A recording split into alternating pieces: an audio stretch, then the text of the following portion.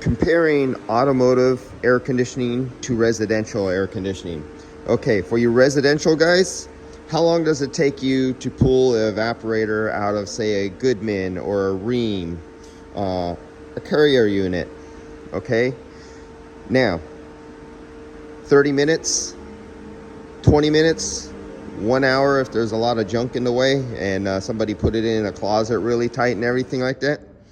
Here is an Automotive for a 1991 B&W, something like this, and you'll be in there 7 hours doing this. 7 hours to get to this little inky dinky coil like this to replace something like that on your back, busting your ass with tons of old plastic stuff that breaks, plastic clips that sometimes break on you, and then you have to explain to your customer.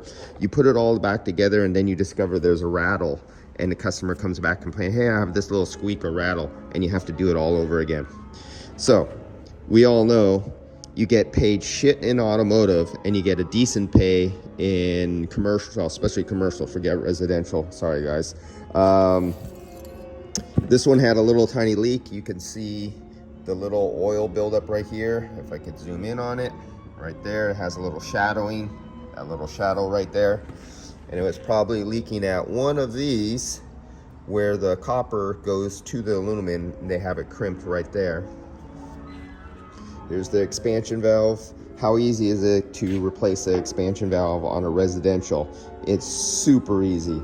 This, you gotta, hours to get to. This particular one's not so bad because this is inside the case, this is outside of the case, and you can kind of get to it in about 2 hours or 3 hours.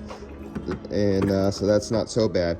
High static pressure, so you have these really high speed blowers. Here's your two fans, the other one is inside here. Well, how tight?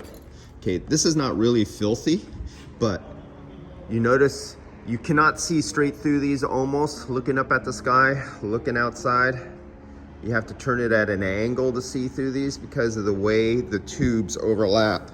If you look at the tube arrangement, the tubes are not in a row. They stagger every other way, so there's not a clear path of air to go through. So these are extremely high static and very thick.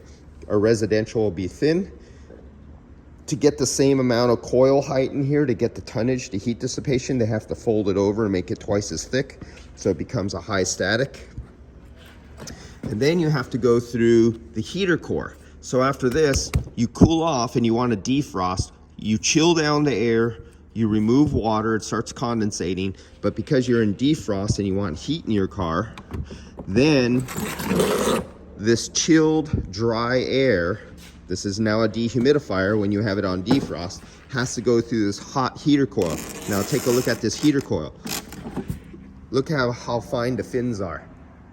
Look up to a light, see a light up there. You can barely see, these are really thick, a lot of high static pressure resistance to get that BTU, because the more efficient, well, not airflow efficient, but the more energy efficient, the more heat transfer, the more tubes you need, the smaller the tubes you need, and the tighter the fin count. That's a really, really tight fin count. So you could get that really high heat dissipation. And so you have to go through two high static heat exchangers to get a lot of BTUs out of a very small package compared to residential. Then you have the little actuators. These are little actuators. These are made with, was that Bavaria, Belgium? Made in Belgium. And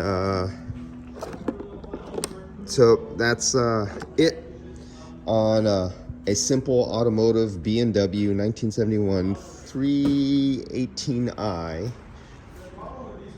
And yeah, so would you rather work for somebody doing this for 7 hours on your back, busting, have it squeak, customer claim, or do residential or commercial? So I always tell automotive mechanics, get good at what you're doing now. If you're 5 or 10 years in, get really good at electrical, get really good at dismantling and messing, because this when you go to residential or work for commercial, it's so much easier than working on automotive, and you'll get better pay and you'll get all the overtime you want compared to working for automotive. So get out of the automotive industry and go work somewhere where you can make some living. All right, see you guys.